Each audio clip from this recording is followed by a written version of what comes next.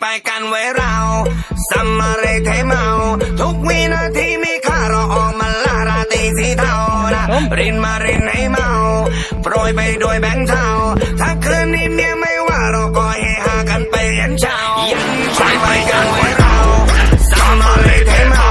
ทุกวินาทีมีค่าเราออกมาล่าราตรีสีเทานะรินมารินให้เมาโปรยไปด้วยแบงค์เทาถ้าคืนนี้เมียไม่ว่าเราก็เฮฮากันไปยันเช้าAmaru keguru yacha yacha yacha Amaru keguru yacha yacha พ่อแม่พี่น้องไปคนไทยอีสานนาฬิกาสีมาหาอึ่งครับผมครับพ่อแม่พี่น้องนี่ครับปัดจับเลยครับ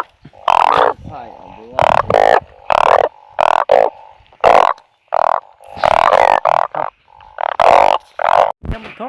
มน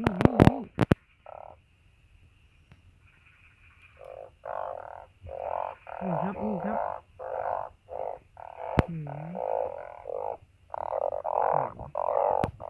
การก็ได้การมาโ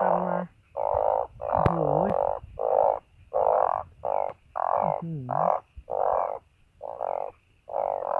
นี่คือโพดนะครับท่านผู้ชม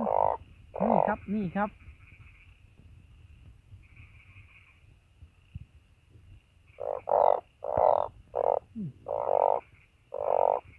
โอ้โหนี่ครับ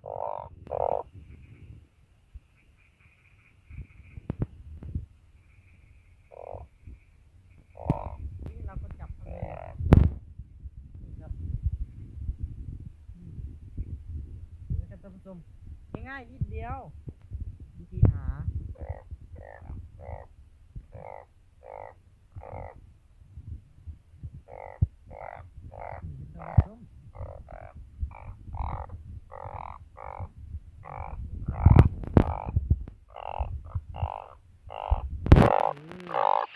นี่ครับโอ้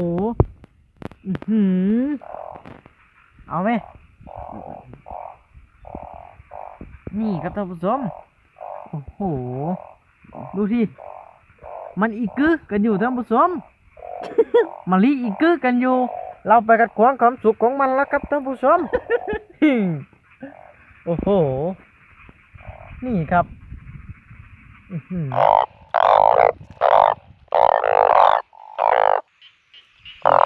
มาหาตัวต่อไปกันเลยนะครับแล้วก็จะมาหาทำดักครับเราจะดักโพดครับโอ้โห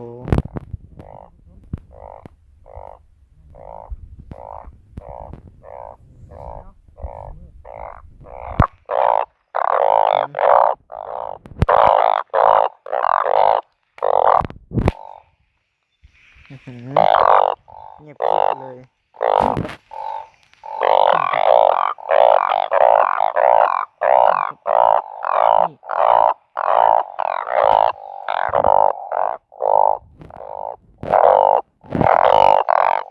เราก็จะหาไปเรื่อยๆครับ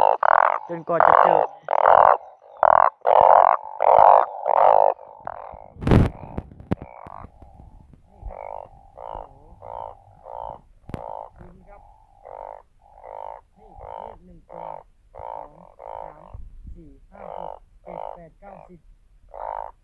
11 ตัวครับท่านผู้ชมครับ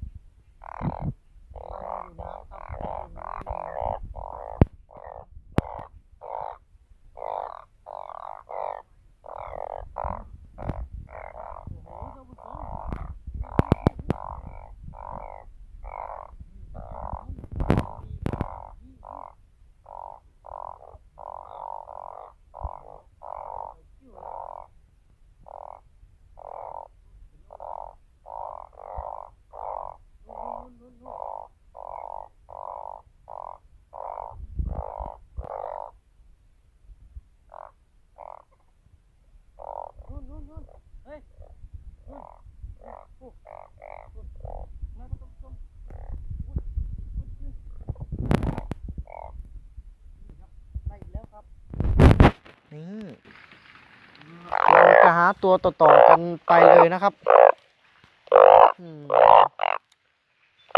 น้ำครับถ้าผสมอยู่น้ำครับนี่ครับโอ้โหเอาไหมนี่ครับท่านผู้ชมโอ้โหดูที่มันอีกกึกันอยู่ท่านผู้ชม มันลีอีกกึกันอยู่เราไปกัดขวางความสุขของมันแล้วครับท่านผู้ชม โอ้โหนี่ครับอีกกึจริงๆกับท่านผู้ชมโอ้โหนี่ครับมันมาอีกกึกับตรงนี้เองเราจะหาตัวต่อไปเลยนะครับท่านผู้ชมอ้าวนี่ครับยังไงนี่ครับเหยียดขาคำเต็มเลยครับเราก็จะหารีวิวอื่นรีวิวโพดไปหมู่รีวิวอันอื่นเราก็หาแล้วพวกนี้แหละของป่าของธรรมศาสตร์เท่านี้แหละเห็นฮะใส่นอใหม่นอฟังเสียงมันห้องครับฟังเสียงโคตรห้องท่านผู้ชมห้องหลายทีตำอยู่คุณนะอุ้ยหลายลีท่านผู้ชมโอ้โหเยอะเลยครับ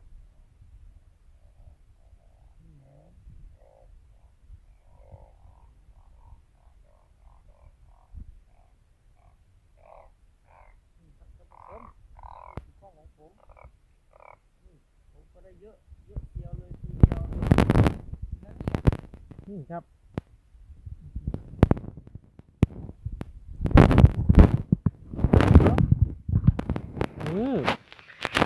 คลิปนี้ก็จบเพียงแค่นี้ครับท่านผู้ชมถ้าชอบคลิปของผมขอให้กดไลค์กดแชร์กดติดตามกดกริ่งเพื่อเป็นกำลังใจให้ผม